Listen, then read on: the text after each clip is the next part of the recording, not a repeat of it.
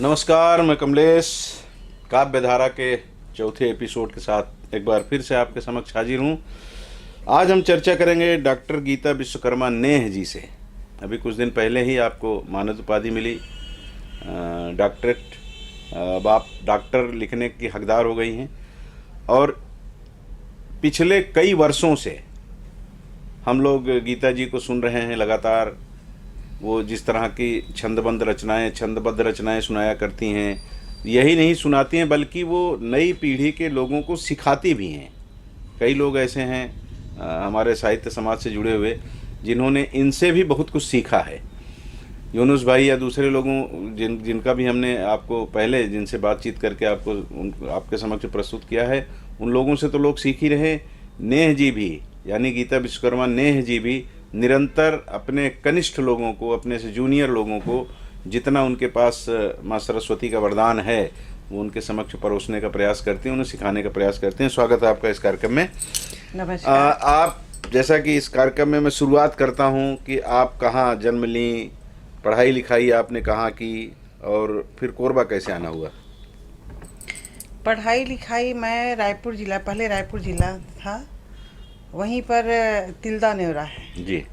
तो मैं तिल्दा नेवरा में ही पढ़ाई की हूँ। वहीं पर पास में तरपोंगी गांव है जी। तो मैं हाई स्कूल तक वहाँ पढ़ाई की। फर्स्ट ईयर मैं नेवरा कॉलेज में की हूँ, गवर्नमेंट कॉलेज में।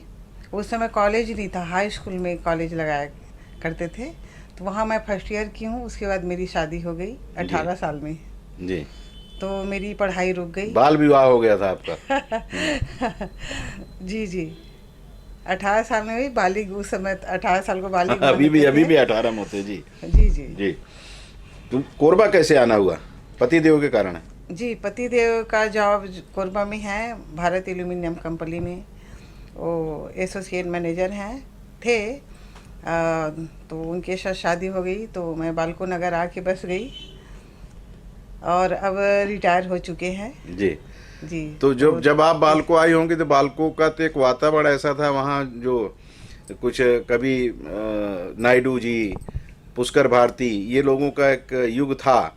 और ये कहा जाता था कि वो बालको जो है वो एक तरह से वो भट्टी है कवियों को पैदा करने की। तो उसके कारण आपकी रुचि इसमें जागृत हुई कि आप पढ़ाई के समय से ही रुचि थी? मेरा एकदम अलग है सर।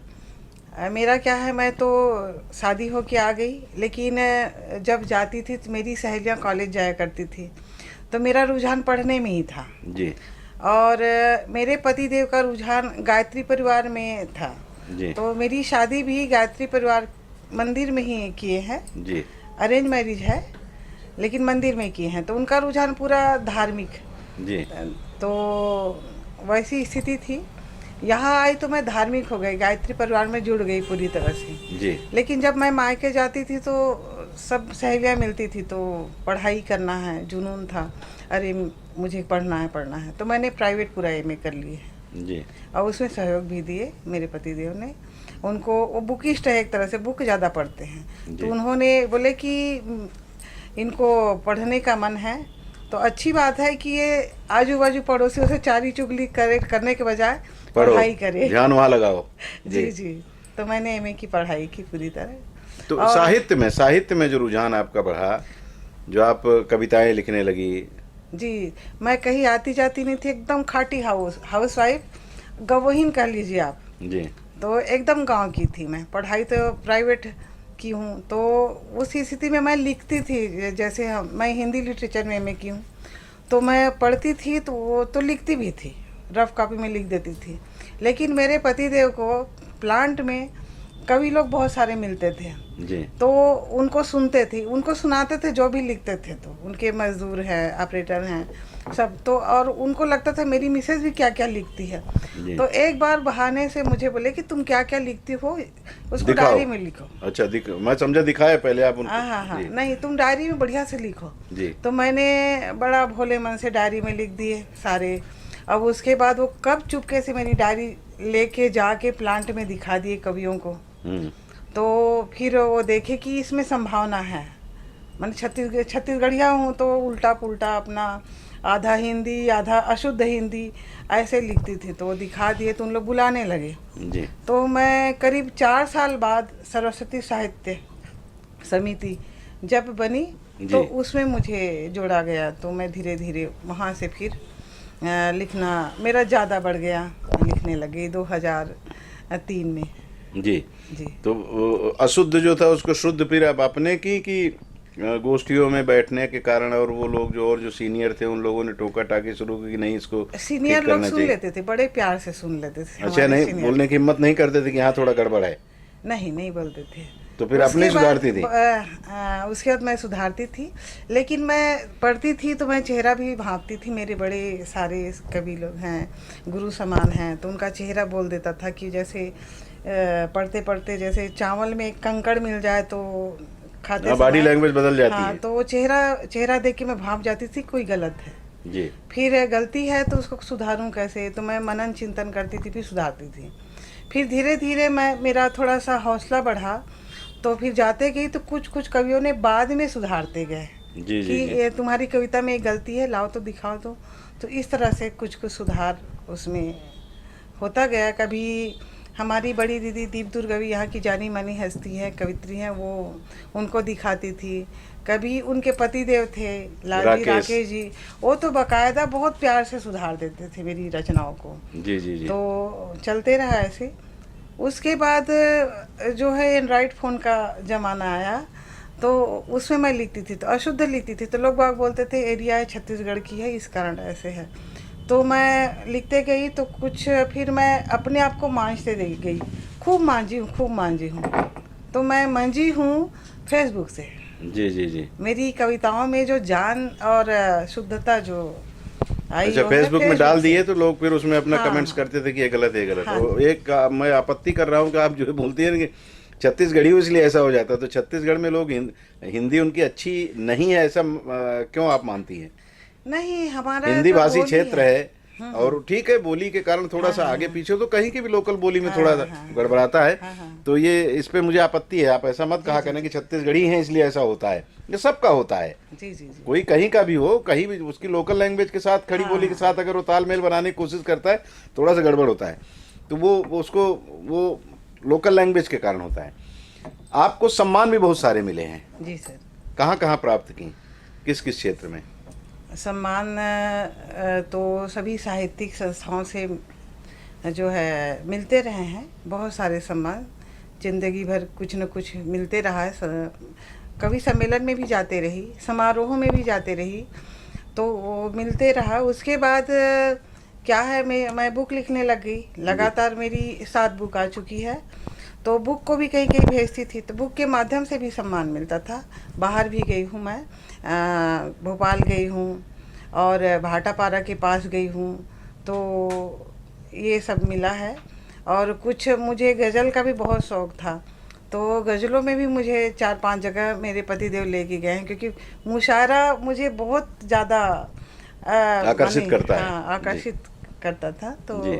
मैं जाती थी, तो 4-5 जगह लेके गए हैं। ये इलाहाबाद लेके गए 2 बार, दिल्ली लेके गए और कानपुर लेके गए ऐसे। और यहाँ भी गज़लों को जो है हमारे वरिष्ठ कवि है यूनुस दनियालपुरी जी, वो जब मैं टूटी फूटी सुनाती थी तो वो बोले कि नहीं गज़ल लिखो, बहुत अच्छा सुना रही हो। तो हौसला अफजाई उन्होंने इतना किए कि मैं अभी मेरी 2 गज़लों की, हाँ 2 गज़लों की बुक आ गई है, शगुफ्ता और आबे ज़िंदगी। और तो ये गज़ल लिखते समय मैं हमेशा यूनुस सर मेरे मतलब मन में और मस्तिष्क में पूरी तरह हावी रहते हैं कि उनको बस वंदन कर लेती हूँ, नमन कर लेती हूँ। ऐसी मैंने लगता है मुझे कि मेरी गज़लों में उनका बहुत बड़ा आशीर्वाद है। यूनुस भाई बहुत छेड़ते रहते हैं लोगों को। सर क्या है, एक समय छेड़ते तो नहीं थे, पहले तो बहुत गंभीर वातावरण हुआ करता था। छेड़ने का मतलब वो दूसरे हाँ, छेड़ने से मत लीजिए, कहीं कमी होती है तो उसको जरूर कह देते हैं। हाँ, तो वो बहुत गंभीर वातावरण को धीरे धीरे हल्का किए उन्होंने, क्योंकि जब हम भी बुजुर्ग हो गए, 50 साल पार कर लिए, तो उनके छेड़ने के तरीके या उनकी मोहब्बत को हम बारीकी से देखते हैं, क्योंकि कवि हैं। वो हमारी तो महफिल की जान है। जी, तो उनकी निश्चलता को हम परखते हैं कि इनकी मोहब्बत किस तरह की है। जी जी। तो आज तो वो हमारे महफिल की जान है, उनके बगैर तो कोई महफिल सजती नहीं है, अच्छा भी नहीं लगता कितने है। काव्य संग्रह आ चुके हैं आपके अभी तक? 7 हो चुके 7। हैं। आपको मानद उपाधि मिली है, पीएचडी जो मिली है आपको, किस क्षेत्र में मिली है वो? उसमें क्या है, सारे जितने मेरी बुक्स हैं और सम्मान हैं और पेपरों में जितनी मैं छपी हूँ उसको देख के आकाशवाणी और दूरदर्शन और कवि सम्मेलनों में जितना गई सबको पूछा गया और रचनाओं को परखा गया। उसके बाद फिर मुझे मानद उपाधि के लिए उन्होंने देखा कि ये है। और सबसे पहली बात कि अभी हमने 3-4 साल में ग्रंथों पे काम किए, भारत को जाने, आयुर्वेद को जाने, संविधान को अनुवाद किए हैं। छंदावली एक बुक है तो उसमें अलग प्राचीन छंदों को, छंदकारों को उनका निकाल के हमने लिखे हैं। बस हमको दे देते थे मीटर और उसके जो है मात्राएं, तो उस पर काम किए। जी जी। इस तरह से बहुत सारे काम, बड़े बड़े ग्रंथ बने हैं। बड़ा अच्छा लगता है उनको देख के कि हम ना रहें लेकिन जी। एक ग्रंथ रहेंगे। उनके द्वारा मुझे 7 गोल्डन अवार्ड मिला है, तो उसको भी उसमें काउंट किया गया और सारा चीज़ पूछा गया कि ये लायक है कि नहीं। जी और पहले तो थे कि अरे क्या मानद उपाधि है, इन लोग पैसा में खरीदते हैं, ऐसी स्थिति थी तो हम नहीं लेते थे, फाड़ के फेंक देते थे। लेकिन अब बोले कि तुम्हारी इच्छा थी डॉक्टर बनने की, तो हम देख रहे हैं कि तुम्हारे पास इतना है, अच्छी क्वालिटी है, लिख रहे हो, अच्छी क्वालिटी में लिखोगी तो हम दिलाएंगे। जी, हमारा जी। पति देव का कहना, हम खुद लेके जाएंगे। जी जी। तो उन्होंने देखे कि इतना लिख चुकी है और इतना अवार्ड पा गई है, तो चलो इनको लेके चल देते हैं, एक उपाधि दिलवा देते हैं। जी जी जी। तो जी। डॉक्टरेट की मानद उपाधि उन्होंने दिलवा दिए। और मतलब मुझे आपके पति देव की तरफ से तोहफा मिला आपको? तोहफा है जी। लेकिन मुझे इस बात की खुशी है सर कि मैं इसको लेते समय मेरे ध्यान में भी आया था कि ये मानद उपाधि और उस उपाधि में डॉक्टरेट जब हम यूनिवर्सिटी से करते हैं, अंतर क्या है। मतलब जो शोध करते हैं उसमें हाँ, और इसमें अंतर है। हाँ, जी हाँ, स्वाभाविक तो, है जी। तो आप इस बात की खुशी कि मेरी रचनाओं को अभी जितना लिखी हूँ उन रचनाओं के बदले में मुझे ये मानद उपाधि मिली है। जी जी जी। और हम जब यूनिवर्सिटी से करते तो किसी विशेष विषय को लेकर करते, जी, तो समानता तो है। बिल्कुल बिल्कुल। और एक बात मैं कहूँ कि कई बार हम लोगों के बीच में चर्चा होती है, चाहे हमारे पत्रकारों का मामला हो, चाहे साहित्यकारों का मामला हो, लोग डिग्रियों की बात करते हैं, तो मैं एक बात जरूर कहता हूँ कि कबीरदास, तुलसीदास, रहीमदास किसी कैम्ब्रिज और ऑक्सफोर्ड में पढ़ने नहीं गए थे। उनके पास कोई डिग्री नहीं थी, लेकिन उन्होंने जो कुछ दिया है ये ताक़यामत बरकरार रहेगी इस धरती पर, हमारे आपके जहन में। तो डिग्रियाँ अपनी जगह अपना रोल है उनका, मैं उसको इनकार नहीं करता, करना भी नहीं चाहिए। लेकिन उसके साथ साथ जरूरी है अध्ययन, उसके साथ साथ जरूरी है ज्ञान, और वही बात की डिग्रियों के मोहताज ज्ञान नहीं है। जी जी। तो ये ठीक है, चलता है। आजकल लोग कुछ व्यंग भी कस दिया करते हैं, लेकिन अब चलिए उसको दूसरी तरफ जाने लगा था, मैं वापस लौटता हूँ। कुछ आप गुनगुनाइए, आपने जो अच्छी चीज़ें लिखी हैं। मैं चाहता हूँ कि हमारे इस कार्यक्रम में वो बातें आपकी जो आपने छंदबद्ध करके लोगों तक पहुंचाया था, वो हमारे जरिए भी पहुंचाएं। देखिए, छंद तो अभी बहुत ज़्यादा लिखी हूँ लेकिन मैं याद नहीं रखती हूँ जी। छंदावली पे गोल्डन अवार्ड भी है, लेकिन छंदों पे से ज़्यादा मैं गज़लों पे अभी काम की हूँ। मेरी बुक अभी 2 जो है लॉन्च हुआ है। जी जी जी। तो कुछ मुक्तक जीवन के जो है कड़वी जी, जी। सच्चाई, स्वागत है। क्योंकि बहुत ज़्यादा झेली हूँ और हम लोग के लिए वो खुराक भी है, कवियों के लिए। जी जी। तो जितना कुछ हम पाते हैं उसमें खुश भी रहती हूँ कि दुख मिलता है तो मैं अब कुछ निकलेगा जी जी जी। ये खुशी भी होती है। तो जीवन की कुछ कड़वी सच्चाई मैं रखती स्वागत हूँ। स्वागत स्वागत। बाकी तो मंचों में जो जो होता है आप जानते हैं सब चीज़, जी जी जी। तो उनको नहीं रखूंगी, आप सुनते रहते हैं, अब हम सुनाते भी रहेंगे आपको उस जी, जी। तरीके से। जी लेकिन जब मैं लाइव आई हूँ तो भाई मानद उपाधि डॉक्टरेट की मिली है, तो ये लिखती क्या है, कैसा लिखती है, अच्छा लिखती कि बुरा लिखती है, दिमाग में आता है। नहीं नहीं, हम तो सब सुनते हैं, आप बहुत अच्छा लिखती है जी। तो मैं वो मानद उपाधि एक तरफ है, मेरी लेखनी एक तरफ है, मेरी खुशी मेरे के लिए। कार्यक्रम में वही आता है जो अच्छा लिखता है। जी जी जी। सर। तो मैं ये बोलती थी लिखते लिखते मुक्तक कुछ रख देती हूँ आपके सामने। जी स्वागत। मुहब्बतों की जमी तलाशी, नजर नजर की नमी तराशी। वाह। मुहब्बतों की जमी तलाशी, नजर नजर की नमी तराशी। तभी हुआ तन ये नीलकंठी, तभी हुआ मन भी आज काशी। बहुत सुंदर। दिए हैं खुशियों को नेग हमने, दिए हैं खुशियों को नेग हमने, गमों ने छोड़ा कभी कभी जो। सुंदर। जमा लिए हैं सुरों की महफिल, ये दिल की धड़कन हुई पलाशी। बहुत बढ़िया। जमा लिए हैं सुरों की महफिल, ये दिल की धड़कन हुई पलाशी। और ज़िंदगी में अगर आप कुछ ऊंचा नहीं सोचेंगे, ज़िंदगी का आपका उद्देश्य नहीं है तो आपको मिलेगा भी नहीं। जी, हमने जी। ज़िंदगी भर किया है, तब आज हमको 7 गोल्डन अवार्ड मिले हैं जी जाकर बाद में। अब आगे का नहीं पता, इतने में हम खुश हैं। जी जी जी। तो मैं कहना चाहती हूँ, स्वागत। लक्ष्य जीवन का नहीं जीना निरर्थक जानिए। जी। लक्ष्य जीवन का नहीं जीना निरर्थक जानिए। वक्त को यूं थाम कर बस कार्य सार्थक ठानिए। बहुत सुंदर। जो रहे जीवंत उनका नाम सुधियों में रहा, जो रहे जीवंत उनका नाम सुधियों में रहा। जग हितार्थी व्यक्ति के होते समर्थक जानिए। बहुत सुंदर। जग बहुत सुंदर। हितार्थी व्यक्ति के होते समर्थक जानिए। और ज़िंदगी की गहमा गहमी में तकलीफ में, जी। क्योंकि आपके पास भी समय कम है और मेरे पास भी कम है समय, तो मैं 2-4 मुक्तक रख देती हूँ, फिर कुछ पूछेंगे आप। बिल्कुल बिल्कुल। हमारा कौन है अपना सभी में जानना मुश्किल। जी। हमारा कौन है अपना सभी में जानना मुश्किल, नमक वाले छुपे हाथों को भी पहचानना मुश्किल। सहारा दे रहे जो हाथ पैरों से जमी खींचे। वाह। सहारा दे रहे जो हाथ पैरों से जमी खींचे, किया हमको वही बदनाम ये भी मानना मुश्किल। वाह वाह वाह। किया हमको वही बदनाम ये भी मानना मुश्किल। बहुत सुंदर। और कुछ अच्छी चीज आपके पास तो देना चाहती हूँ? सर मेरी बुक आई है, उसमें से मैं एक गज़ल रख देती हूँ। देखिए, आजकल गज़ल लेखन में भी ऐसा है, छंदबद्ध हम कविता लिखते हैं जी, और गज़लों में भी मीटर में लिखते हैं जी। गज़लों का स्वाद और छंदों का स्वाद बिल्कुल अलग है, 2 रास्ते हैं बिल्कुल।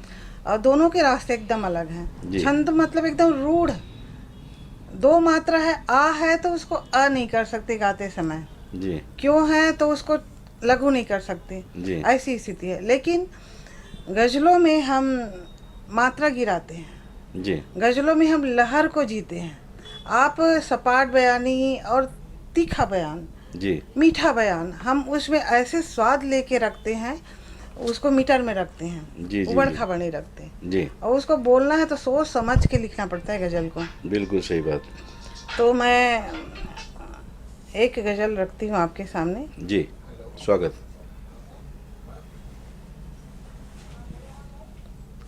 देखिए, ज़िंदगी में सकारात्मक सोचना चाहिए, नकारात्मक को नहीं रखना चाहिए। जी। ज़िंदगी में नकारात्मक दुख तकलीफ आते रहते हैं, लेकिन फिर भी सकारात्मक सोच आपको आपकी ज़िंदगी के मकसद को पूर्ण करती है। हाँ पूर्ण करती है जी। और कामयाब बनाने में सहायक होती है।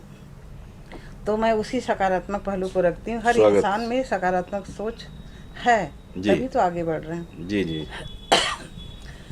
है बड़ा खूबसूरत गुहर आदमी, है बड़ा खूबसूरत गुहर आदमी, फिक्र करता हुआ मोतबर आदमी, फिक्र करता हुआ मोतबर आदमी, इश्क में जान कुर्बान कर देगा वो, इश्क में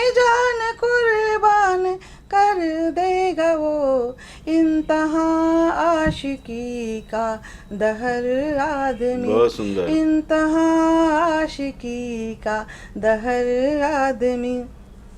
लेकिन आदमी का दूसरा पहलू भी देखिए। जी। वे ख्याली में गैरत से मत खेलना, बेख्याली में गैरत से मत खेलना, बेअदब के लिए है जहर आदमी। बहुत सुंदर। बेखबर बेअदब के लिए है जहर आदमी, उम्र भर धूप में छांव बन कर चला।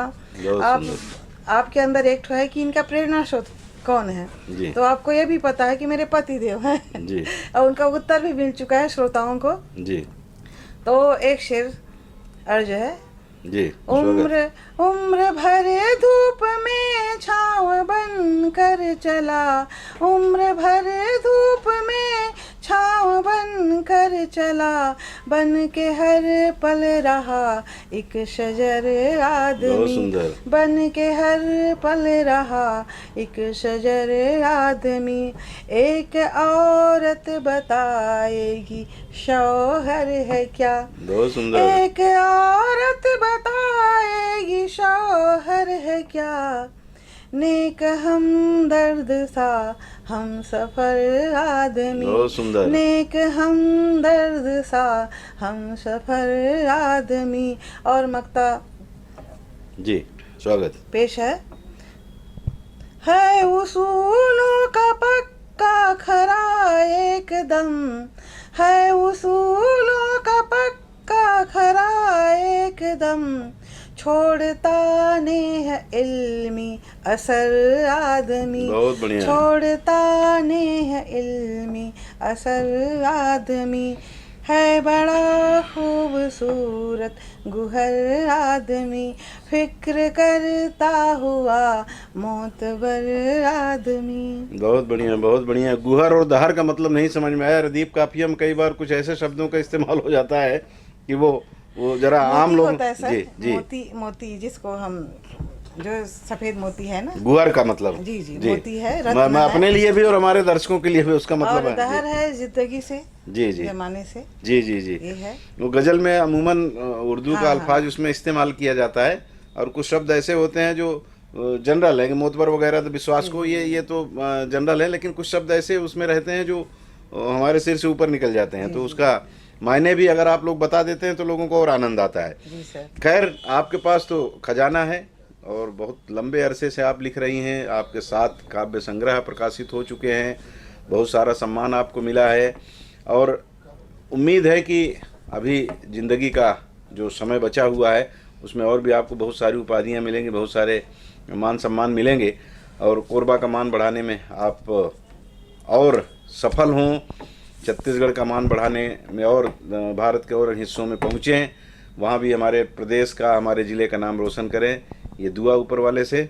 बहुत बहुत शुक्रिया, समय निकाला आपने हमारे इस कार्यक्रम के लिए। इसके लिए बहुत बहुत धन्यवाद आपको। बहुत बहुत धन्यवाद सर, आपने मुझे एशियन चैनल में प्रस्तुत किए और ऐसे तो सभी जानते हैं लेकिन फिर भी आज मेरे बारे में खुलकर चर्चा हुई, कैसे आई, कैसे लिखी और उसको आपने प्रस्तुत करवा दिए, तो ये बड़ा अच्छा लग रहा है और आपका और एशियन चैनल का हार्दिक धन्यवाद देती हूँ।